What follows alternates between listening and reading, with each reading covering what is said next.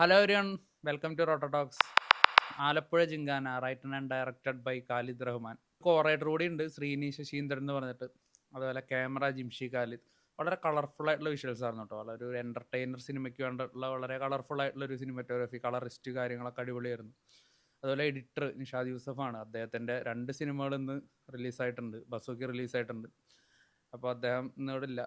അതുപോലെ മ്യൂസിക് വിഷ്ണു വിജയാണ്. വിഷ്ണു വിജയുടെ ഒരു അപ് ടു ലെവൽ പാട്ടുകളായാലും അതുപോലെ ബീജിയം സ്കോർ ആയാലും വന്നിട്ടില്ല. സ്റ്റിൽ ഓക്കെ ആയിരുന്നു. മെയിൻ ക്യാരക്ടേഴ്സായിട്ട് വരുന്നത് നെസ്ലൻ, സന്ദീപ്, ഗണപതി, അതുപോലെ ബേബി ജീൻ, പിന്നെ ഇവരുടെ കോച്ചായിട്ട് കോട്ടയം നസീർ വരുന്നുണ്ട്. അതുപോലെ വേറൊരു കോച്ചായിട്ട് ലുക്മാൻ അവറാനൊക്കെ വരുന്നുണ്ട്. അങ്ങനെ ഒരുപാട് കാസ്റ്റ് ഉണ്ട്. അനഘാരവി, അങ്ങനെ കുറച്ച് ഫീമെയിൽ ആർട്ടിസ്റ്റുകളും ഉണ്ട്, ഫീമെയിൽ ക്യാരക്ടേഴ്സും ഉണ്ട്.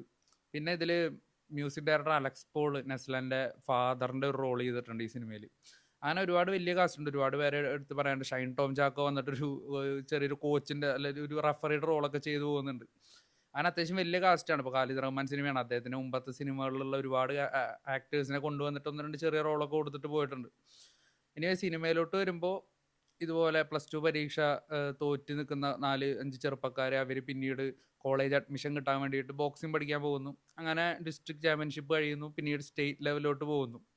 അപ്പോൾ സ്റ്റേറ്റ് ലെവലിൽ എന്താണ് നടക്കുന്നത്, അത്രയേ ഉള്ളൂ സിനിമയുടെ ഒരു മെയിൻ പ്ലോട്ട്, അത് മെയിൻ കഥ എന്ന് പറയുന്നത്.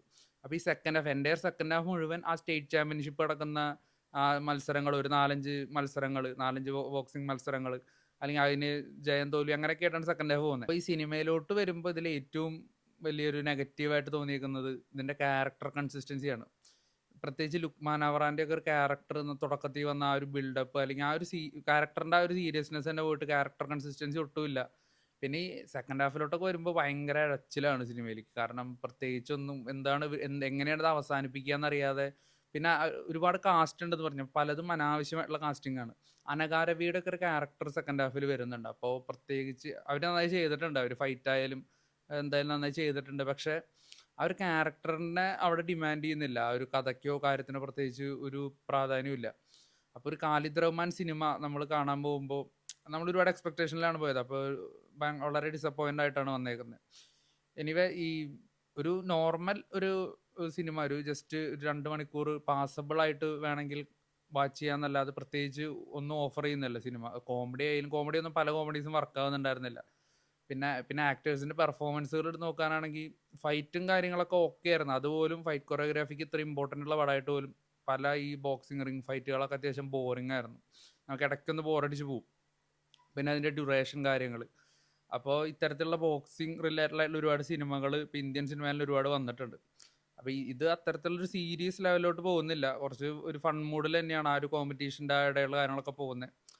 എനിവേ ഒരു സാറ്റിസ്ഫാക്ടറി ആയിട്ടില്ല എന്ന് തന്നെ പറയാം. ഒരു ഖാലിദ് റഹ്മാൻ സിനിമ നമ്മൾ അത്ര എക്സ്പെക്ടേഷനിൽ പോയിട്ട് ഒരു സാറ്റിസ്ഫാക്ടറി ആയിട്ടില്ല. സിനിമയുടെ എൻഡിങ്ങും കാര്യങ്ങളും അവിടെയൊക്കെ എങ്ങനെയെങ്കിലും തീർക്കണം, അല്ലെങ്കിൽ എങ്ങനെയും തീർത്താൽ മതി എന്നുള്ള രീതിയിലാണ് അവസാനത്തോട്ടൊക്കെ എത്തുമ്പോൾ വരുന്നത്. സ്പോർട്സ് ഡ്രാമാസ് നമ്മൾ എടുത്ത് നോക്കിക്കഴിഞ്ഞാൽ അതിൽ ക്യാരക്ടറിൻ്റെ ഒരു ഇവല്യൂഷൻ ഉണ്ടായിരിക്കും. അല്ലെങ്കിൽ പല ക്യാരക്ടേഴ്സും ഇപ്പോൾ ആ ക്യാരക്ടേഴ്സിൻ്റെ ഒരു ചേഞ്ച് ഉണ്ടായിരിക്കും. ആ ഒരു ക്യാരക്ടർ ആർക്ക് മാറുന്ന രീതി ഉണ്ടായിരിക്കും. ക്യാരക്ടേഴ്സിൻ്റെ ഇവല്യൂഷൻ ഉണ്ടായിരിക്കും.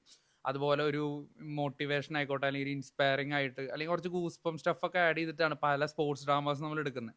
ശരി, അങ്ങനെ തന്നെ വേണമെന്നല്ല, പക്ഷെ അതിൽ ഏറ്റവും വലിയൊരു ഉദാഹരണമാണ് ഗോദ എന്ന് പറയുന്ന സിനിമ. അപ്പം ആ ഒരു രീതി തന്നെ ഫോളോ ചെയ്യണമെന്നല്ല. അപ്പോൾ ഖാലിദ് റഹ്മാനെ സംബന്ധിച്ചിടത്തോളം അദ്ദേഹം ഓരോ സിനിമയിൽ യുണീക്ക് ആയിട്ടുള്ള രീതിയിലാണ് എടുക്കുന്നത്. അപ്പോൾ ആ ഒരു രീതി ഫോളോ ചെയ്യണമെന്നല്ല, പക്ഷേ നമ്മളത് എക്സ്പെക്ട് ചെയ്യും. ഇത്തരത്തിലുള്ള സിനിമകൾ വരുമ്പോൾ, ഒരു സ്പോർട്സ് ഡ്രാമ വരുമ്പോൾ അത്തരത്തിലുള്ള കുറച്ച് മൊമെന്റ്സ് നമ്മൾ എക്സ്പെക്ട് ചെയ്യും ഓഡിയൻസ്. അത് ഒരിക്കലും ഓഡിയൻസിന് കുറ്റം പറയാൻ പറ്റില്ല. കാരണം അവർ കണ്ട് ശീലിച്ച ഒരു ഫോർമാറ്റ് അതാണ് ഒരു സ്പോർട്സ് ഡ്രാമയുടെ.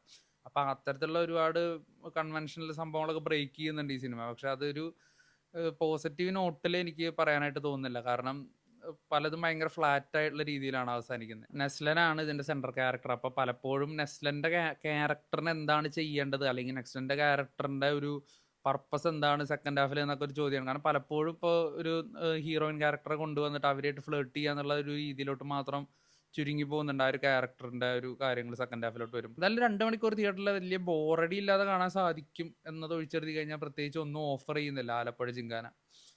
കോമഡി ആയാലും, അല്ലെങ്കിൽ അതിന്റെ ഫൈറ്റ്, അല്ലെങ്കിൽ ആ ഒരു ഗൂസ് ബം സ്റ്റഫ്, അങ്ങനത്തെ ഒന്നും ഇല്ല. എന്തായാലും വേണമെങ്കിൽ കണ്ട് നോക്കാവുന്ന ഒരു പാസബിൾ പടം.